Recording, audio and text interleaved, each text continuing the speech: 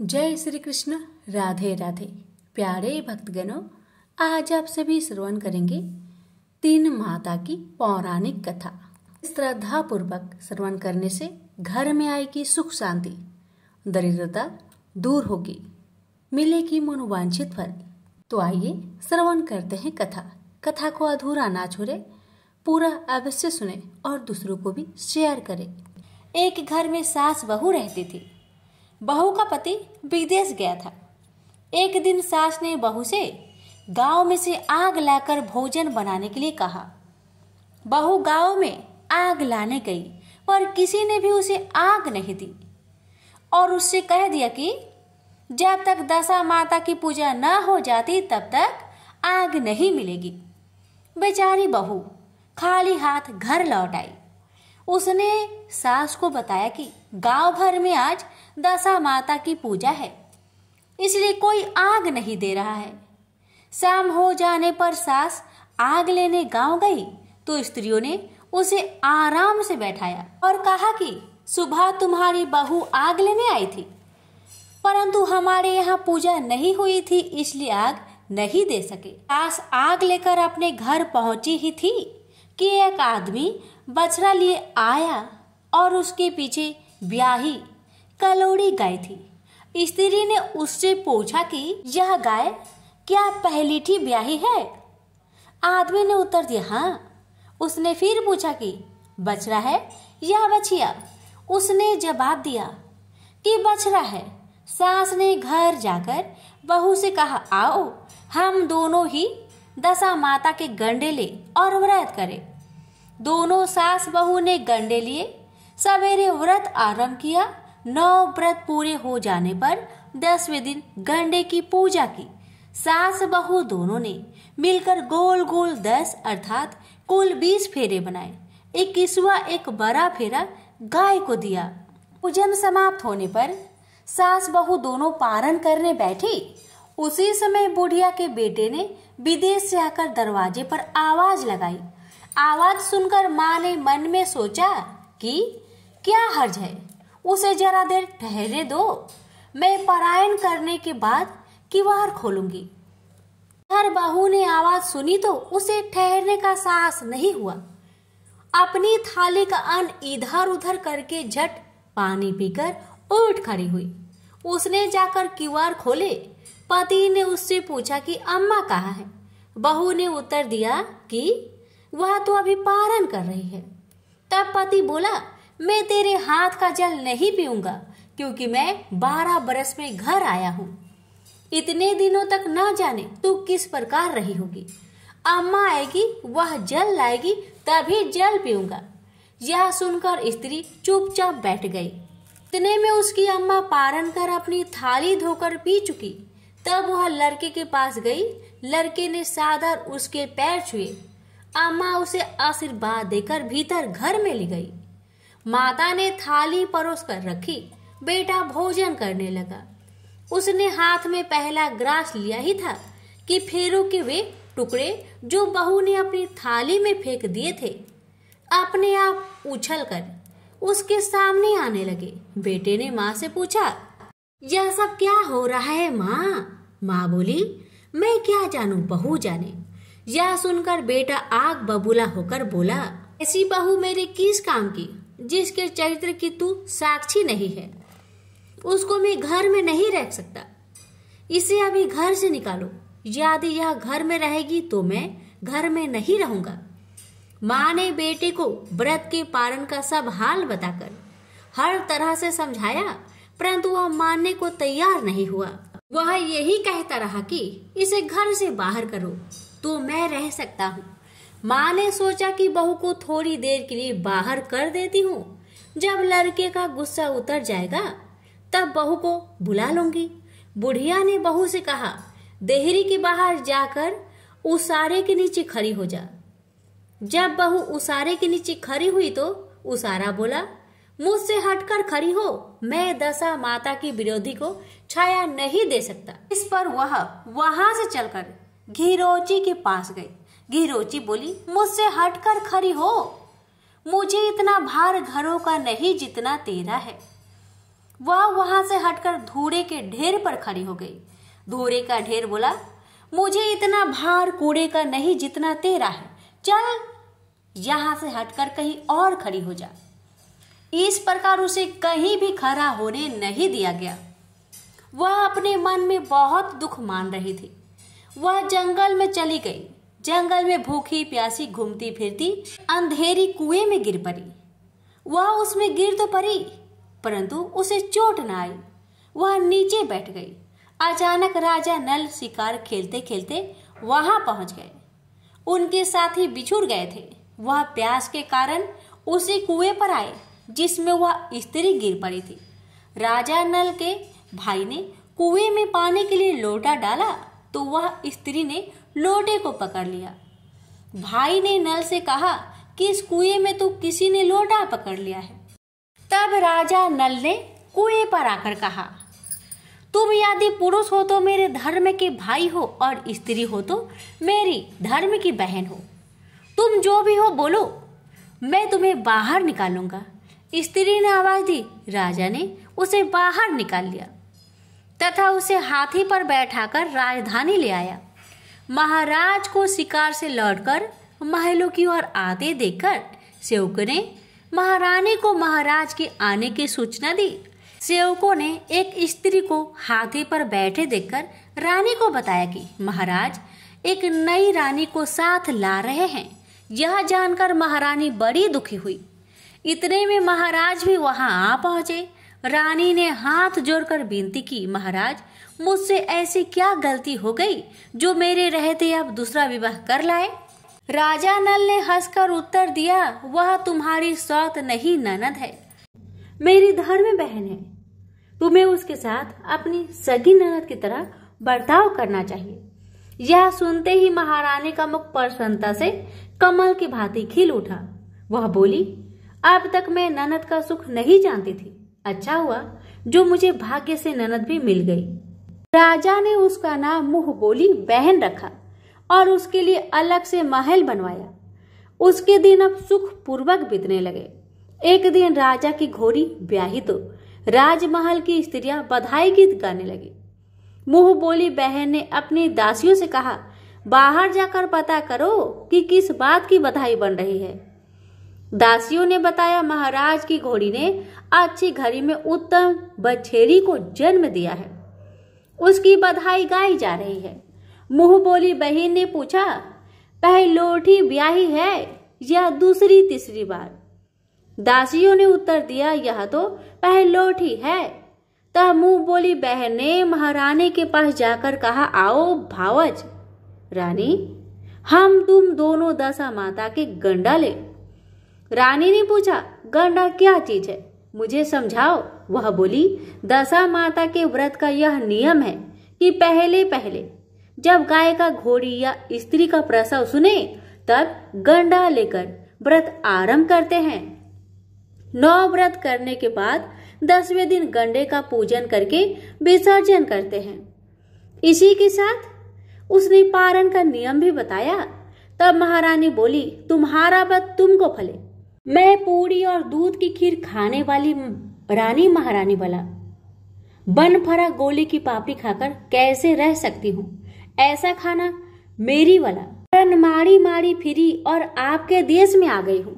महारानी ने उदासीनता के साथ कहा, मुझे क्या पड़ी है, तुम्हें जो अच्छा लगे वह करो, मैं मना तो नहीं कर रही हूँ। मुंह बोली बहन ने श्रद्धा पूर्वक गंडा लिया। 9 दिन तक व्रत किए। 10वें दिन विधि पूर्वक पूजन किया, गोला फरा बनाए और संध्या को पारण करने बैठी।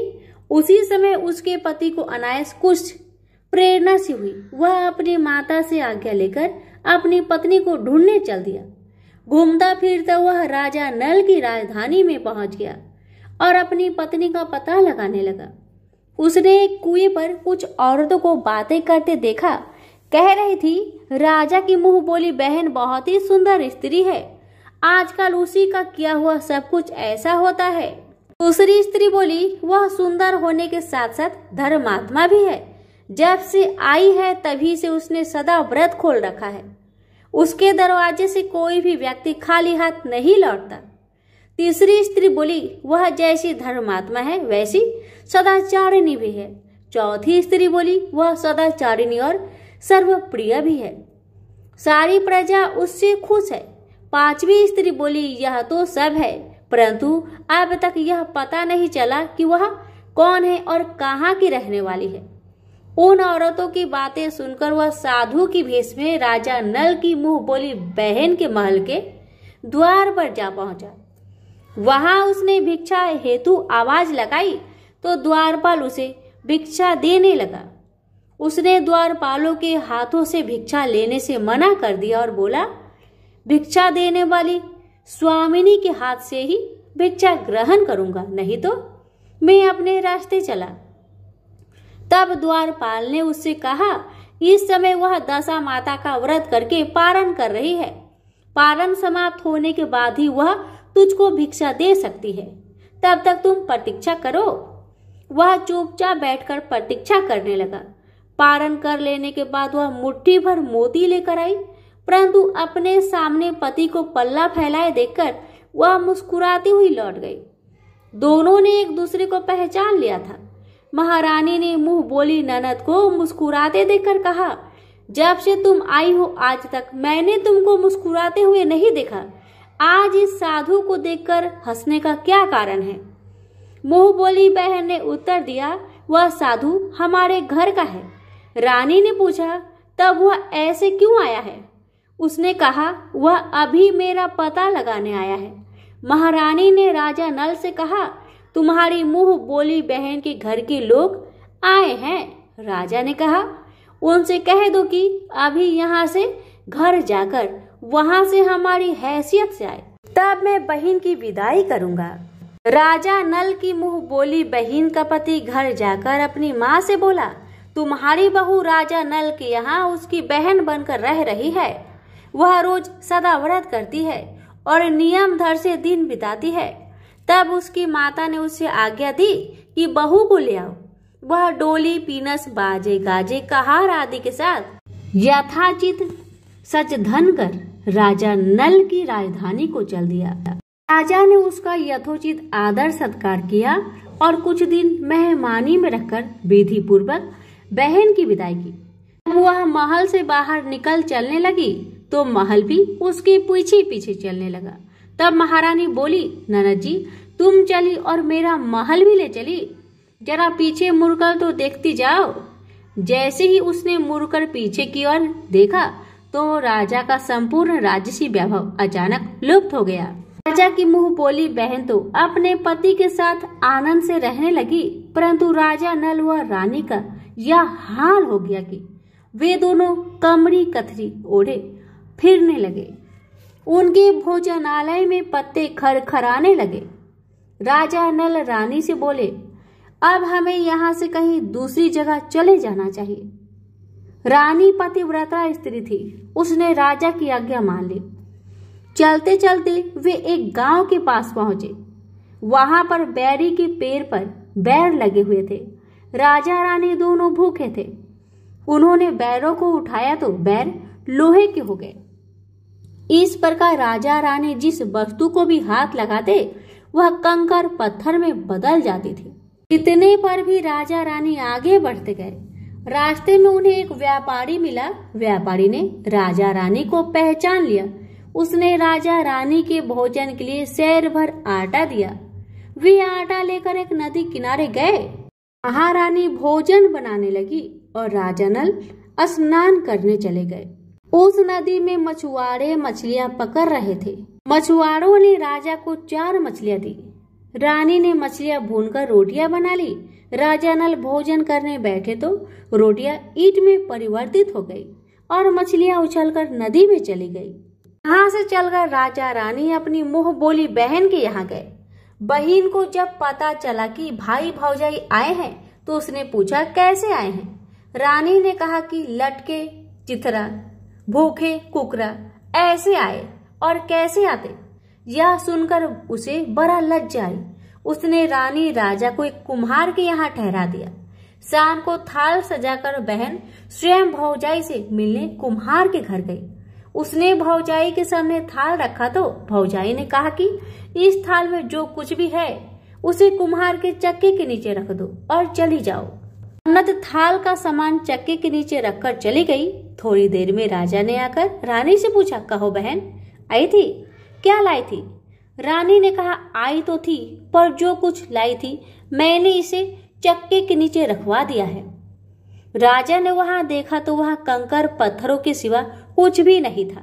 राजा को समझते देर न लगी कि ये सब कुदशा के कारण हो रहा है। भला वह मेरे लिए कंकर पत्थर क्यों लाएगी? अब राजा रानी वहां से चलकर अपने मित्र के घर गए। मित्र को लोगों से पता चला तो उसने उससे पूछा, कैसे आना हुआ? उन्होंने उत्तर दिया, कमरी ओढ़े, कथरी बिछाए, मांग मांग कर खाए, ऐसे आए और कैसे आए? मित्र ने दुखी होकर कहा, कोई हानि नहीं, जैसे आए वैसे अच्छे आए। मित्र है, उन्हें महलों में ले आओ। मित्र ने उन दोनों का स्वागत किया, स्वादिष्ट भोजन करवाया, एक कमरे में उनके लिए पलंग बिछवा दिए। उस कमरे में खूंटी पर 9 लखा हार टंगा था और पलंग की पाटी पर बुजेरिया खड़ा रखा था। आधी रात के समय राजा तो सो गए, परंतु रानी जाग रही थी। रानी ने देखा कि हार वाली खूंटी के पास दीवार में एक मोर का चित्र बना है। मोर धीरे धीरे हार को निगल रहा है।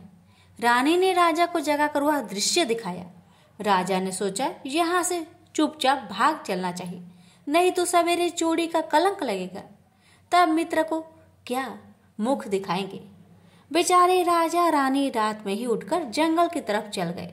दोनों चलते चलते एक दूसरे राजा की राजधानी में पहुंचे। वहां अतिथि और भिक्षुकों को सदाव्रत दिया जाता था। ये दोनों भी सदाव्रत लेने गए, परंतु उस समय सदाव्रत बंद हो चुका था। वहां के अधिकारियों ने कहा, यह लोग न जाने कहां से अभागे आए हैं कि इन्हें देने के लिए कुछ भी बचा नहीं, फिर भी इन्हें एक मुट्ठी चने दे दो। उन्होंने इस प्रकार से अनादर और कुवाच्य सहित दान लेना अस्वीकार कर दिया।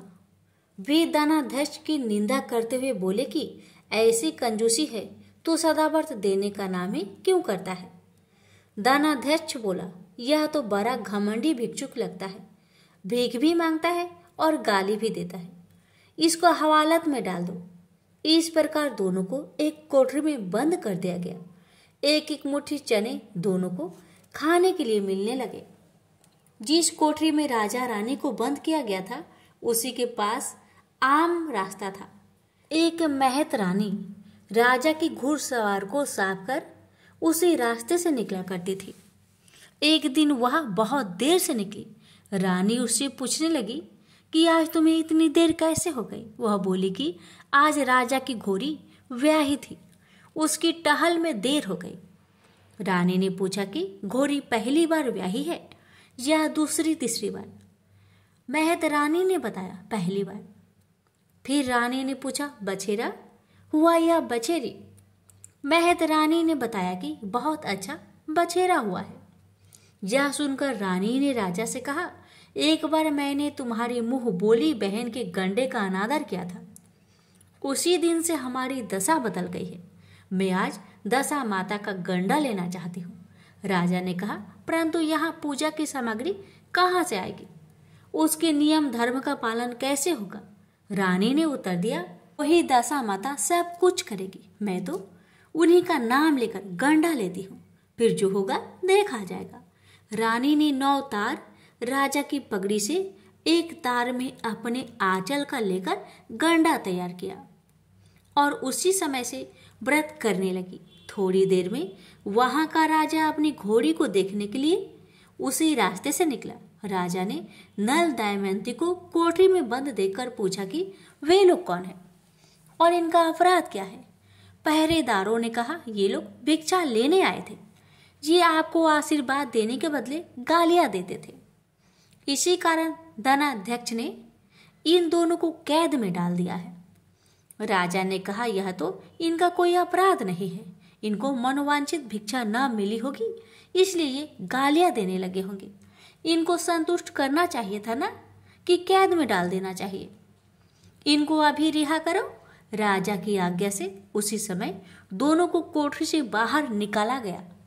राजा उसके पाँव में पद्म और माथे पर चंद्रमा देखकर पहचान गया कि यह तो राजा नल और दमयंती है। इस पर उसने दोनों से हाथ जोड़कर क्षमा मांगी और हाथी पर बैठाकर अपने महल में ले गया। कुछ दिन बाद राजा के यहाँ रहकर उन दोनों ने पूरे राजसी ठाट के साथ अपनी राजधानी की ओर प्रस्थान किया। रास्ते में वे पहले अपने मित्र के यहाँ गए। मित्र ने राजा नल की आने की खबर सुनकर लोगों से पूछा, मित्र आए तो कैसे आए? लोगों ने कहा, आपकी बार तो राजसी ठाट बाट के साथ हाथी, घोड़े, डंका, निशान, पालकी, पीनस एवं फौज को साथ लेकर आए हैं। मित्र ने कहा, अच्छी बात है, आने दो। मेरे लिए तो जैसे तब थे वैसे अब भी है, आखिर है तो मित्र ही। राजा रानी मित्र के महल में गए। मित्र ने उनको आदर सत्कार के साथ उसी स्थान पर ठहराया जिस स्थान पर पहले ठहराया था। आधी रात के समय जब राजा सो रहे थे और रानी पैर दबा रही थी, तब रानी ने देखा कि मोर का चित्र जो पहले हार को निगल रहा था उसे उगल रहा है। रानी ने राजा को यह दृश्य दिखाया। राजा नल ने अपने मित्र को बुलाकर यह दिखाया।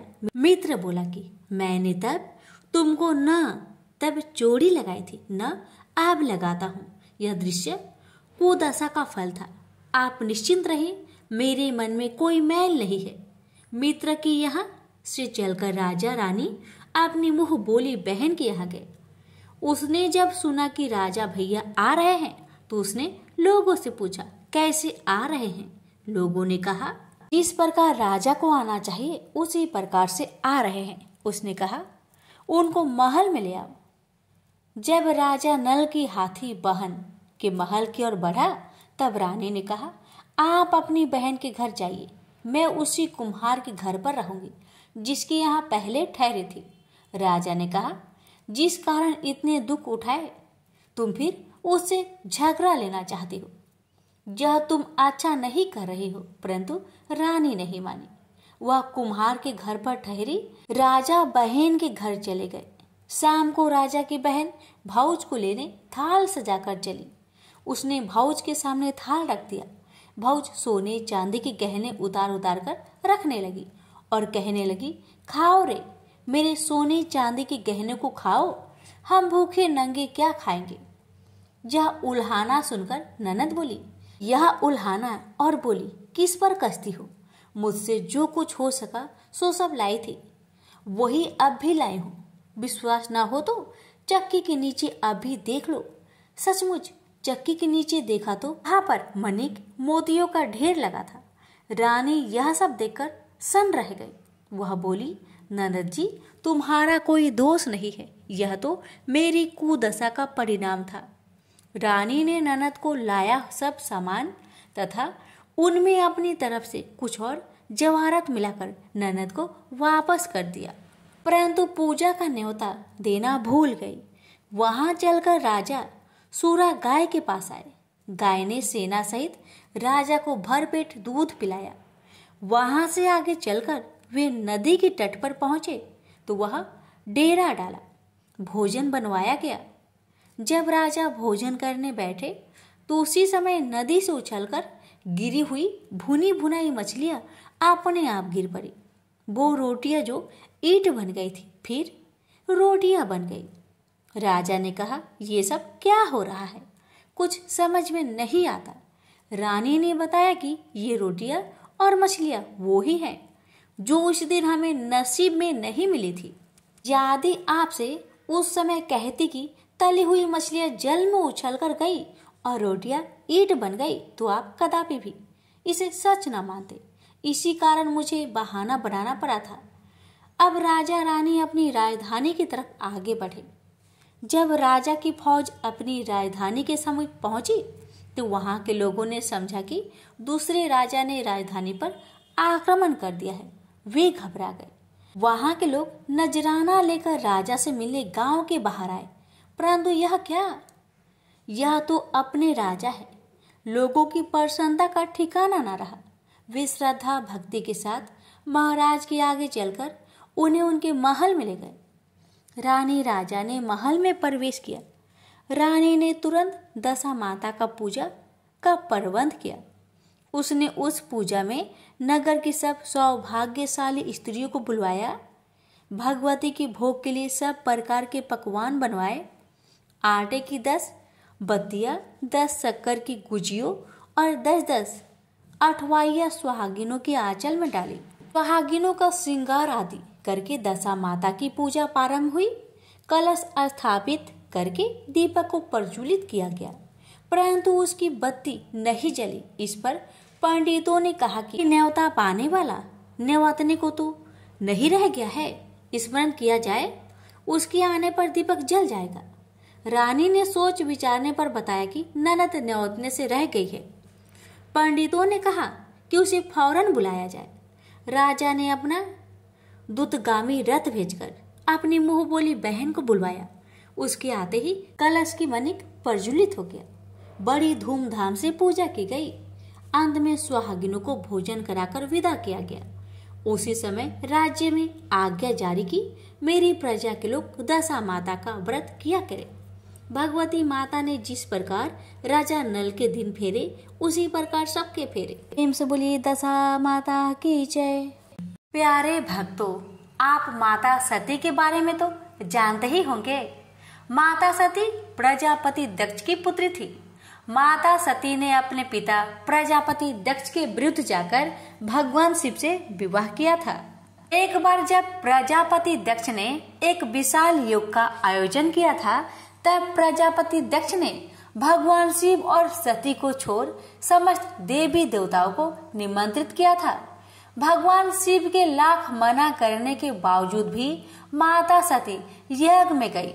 माता सती ने अपने पिता प्रजापति दक्ष से पूछा कि आपने मुझे और भोलेनाथ को यज्ञ में निमंत्रित क्यों नहीं किया। इस पर प्रजापति दक्ष भगवान भोलेनाथ को बहुत अपमानित किए। इस अपमान को माता सह न सकी और वही हवन कुंड में कूदकर जलकर भस्म हो गई। इस बात से भगवान भोलेनाथ बहुत क्रोधित हुए। वो माता सती के शव को लेकर तांडव कर रहे थे। इस पर सभी देवता बहुत भयभीत हो गए और भगवान विष्णु के पास गए। तब भगवान विष्णु ने अपने सुदर्शन चक्र से माता सती के शरीर के टुकड़े टुकड़े कर दिए। जिस जिस स्थान पर माता सती का अंग गिरा है वो शक्तिपीठ कहलाया। कुल 51 शक्तिपीठ है। ज्वाला माँ का मंदिर जहाँ पर है वहाँ पर माता सती की जिह्वा कटकर गिरी थी। इस मंदिर से प्राकृतिक रूप से 9 ज्वालाएं जलती है। ये हमेशा जलती रहती है। कथा। ध्यानु भगत का जन्म एक छोटे से गांव में हुआ था। इनके जन्म के पश्चात ही इनके माता पिता की मृत्यु हो गई। सभी गांव वाले इन्हें मनहूस कहते थे। कोई भी बच्चा इनके साथ नहीं खेलता था। ध्यानु भगत का लालन पालन मंदिर के एक पुजारी ने किया। एक दिन वह रोते रोते पुजारी के पास पहुंचे तो पुजारी ने कारण पूछा तो उन्होंने बताया कि सभी लोग उन्हें मनहूस कहते हैं। पुजारी ने कहा कि हे बेटा, इस संसार में जिसका कोई नहीं होता उसकी ये माता होती है, ये जगत जननी है। यह सुनकर ध्यानु भगत बहुत प्रेम से माता की पूजा तथा आरती करने लगे। एक दिन ध्यानु भगत पूजा कर ही रहे थे, तभी ज्वाला माँ प्रकट हुई। उन्होंने ध्यानु भगत को अपनी गोद में बैठा लिया और कहा कि ध्यानु, आज के बाद तुम सभी के दुखों को नष्ट करोगे। कोई भी मनुष्य तुम्हारे पास दुखी मन से आए तो एक बड़ा प्रेम से भरा जयकारा लगाना, उसका दुख दूर हो जाएगा। ध्यानु भगत ऐसा ही करते। जो भी अपना दुख ध्यानु के पास लेकर आता वह उनके पास से खुशी खुशी जाता था। धीरे धीरे ध्यानु काफी प्रसिद्ध हो गए। एक बार ध्यानु भगत गांव वालों के साथ ज्वाला माता के धाम जा रहे थे कि रास्ते में अकबर के सैनिकों ने ध्यानु को रोक लिया और पूछा कि कहाँ जा रहे हो। तो ध्यानु ने कहा कि हम सभी ज्वाला माता के दर्शन को जा रहे हैं। अकबर ने कहा कि हम भी ज्वाला माता का चमत्कार देखना चाहते हैं। हम तुम्हारे घोड़े की गर्दन को कटवा देंगे। अपनी ज्वाला माता से कहना कि घोड़े की गर्दन जोड़ दे, तब हम मानेंगे कि तुम्हारी ज्वाला माता में शक्ति है। ध्यानु ने कहा कि महाराज, आप मेरे घोड़े का पूरा शरीर मस्तक सहित किसी सुरक्षित स्थान पर 1 महीने के लिए रखवा दीजिएगा। अकबर इस पर मान गया और बोला कि तुम्हारे घोड़े की शव को 1 महीने तक सुरक्षित रखवा दिया जाएगा। उसके बाद अकबर ने ध्यानु भगत और सभी गांव वालों को छोड़ दिया। उन सबके साथ अकबर के 2 सैनिक भी गए। स्नान करके ध्यानु भगत तथा सभी गांव वाले ज्वाला माँ की आरती करने लगे। तब ध्यानु भगत से माता को दर्शन के लिए आग्रह किया, लेकिन बहुत समय हो गया, फिर भी माता ने दर्शन नहीं दिया। तब ध्यानु भगत ने तलवार से अपना सिर काटकर माता को भेंट कर दिया। इससे ज्वाला माँ बहुत प्रसन्न हुई और ध्यानु भगत का सिर धड़ से जोड़ दिया। माता ने ध्यानु भगत से कहा कि तुम मेरे सच्चे भक्त हो, तुम्हारे घोड़े का सिर धड़ से जोड़ दिया है। यदि तुम हमसे और कुछ वरदान मांगना चाहते हो तो बताओ। ध्यानु भगत ने ज्वाला माता से कहा कि हे माँ, यदि आप मुझ पर प्रसन्न हैं तो यह वरदान दीजिए कि आप प्रसन्न होने के लिए किसी से उनके मस्तक की बलि नहीं मांगोगी। हर मनुष्य अपना मस्तक काटकर आपको नहीं चढ़ा सकता। माता ने कहा ठीक है, आज के बाद मैं सच्चे भक्तों की भक्ति से ही प्रसन्न हो जाऊंगी। अब अकबर को जब इस घटना की जानकारी हुई, तब अकबर ने कहा कि ज्वाला मंदिर में जो दीपक जलता रहता है उसे बुझा दो। सैनिकों ने बहुत प्रयास किया लेकिन दीपक को बुझा नहीं सके। अकबर के सैनिकों ने अकबर को सारी घटना की जानकारी दी। तब अकबर ने कहा कि हम भी ज्वाला माई का दर्शन करने के लिए जाएंगे। एक सोने का छत्र बनवाया जाए। अकबर एक सोने का छत्र लेकर अपने सैनिकों के साथ माता के दरबार पर गया। वहां पर अकबर ने जैसे ही वह सोने का छत्र चढ़ाने की कोशिश की, वह छत्र अकबर के हाथ से छूटकर वही जमीन पर गिर गया। वह छत्र आज भी ज्वाला माँ के मंदिर में मौजूद है। माँ ने अकबर का छत्र इसलिए स्वीकार नहीं किया क्योंकि उसके मन में धन दौलत तथा स्वयं के प्रति घमंड था। इसलिए माता ने अकबर के छत्र को स्वीकार नहीं किया। प्रेम से बोलिए ज्वाला माता की जय। एक गांव में एक ब्राह्मण दंपति रहते थे। दंपति के 2 बेटे और 2 बहुएं थी। दोनों बहुओं को लंबे समय के बाद बेटे हुए थे। इतने में शीतला सप्तमी का पर्व आया। इस कथा को शीतला सप्तमी और शीतला अष्टमी के दिन सुनी जाती है। घर में पर्व के अनुसार ठंडा भोजन तैयार किया। दोनों बहुओं के मन में विचार आया कि यदि हम ठंडा भोजन लेंगे तो बीमार होंगे। बेटे भी अभी छोटे हैं। इस कुविचार के कारण दोनों बहुओं ने पशुओं के दाने तैयार करने के बर्तन में गुप्त चुप्त 2 बाटी तैयार कर ली। सास बहू शीतला की पूजा करके आई। शीतला माता की कथा सुनी। बाद में सास तो शीतला माता के भजन करने के लिए बैठ गई। दोनों बहुएं बच्चे रोने का बहाना बनाकर घर आई। दाने के बर्तन से गर्मा गर्म रोटला निकालकर चूरमा किया और पेट भरकर खा लिया। सास ने घर आने पर बहुओं से भोजन करने के लिए कहा। बहुएं ठंडा भोजन करने का दिखावा करके घर के काम में लग गई। सास ने कहा, बच्चे कब के सोए हुए हैं, उन्हें जगाकर भोजन करा लो। बहुएं जैसे ही अपने बच्चे को जगाने गई तो उन्होंने बच्चे को मरा हुआ पाया। ऐसा बहुओं की करतूतों के फलस्वरूप शीतला माता के प्रकोप से हुआ था। बहुएं विवश हो गई और अपनी सास से सारी घटना बता दी।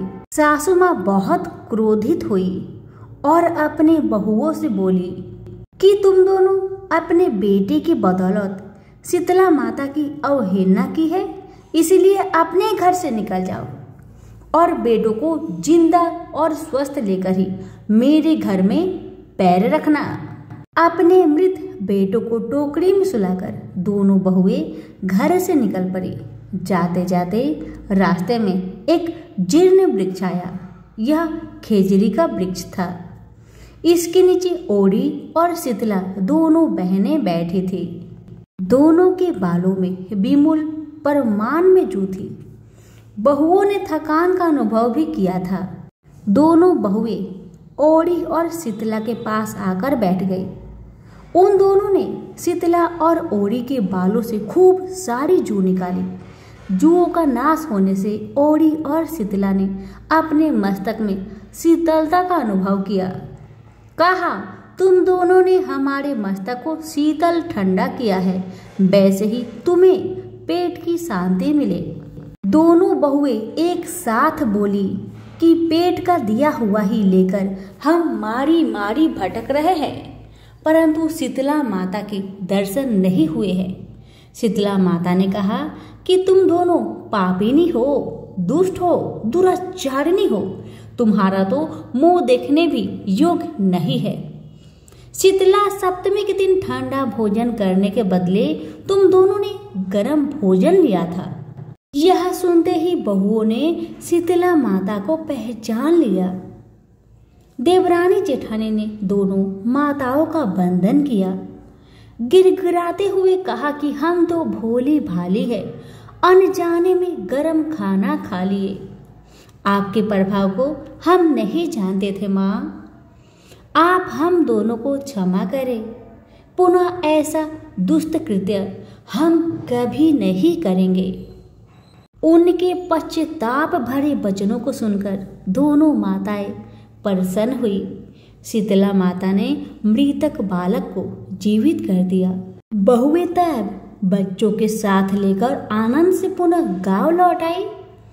गांव के लोगों ने जाना कि दोनों बहुओं को शीतला माता के साक्षात दर्शन हुए थे।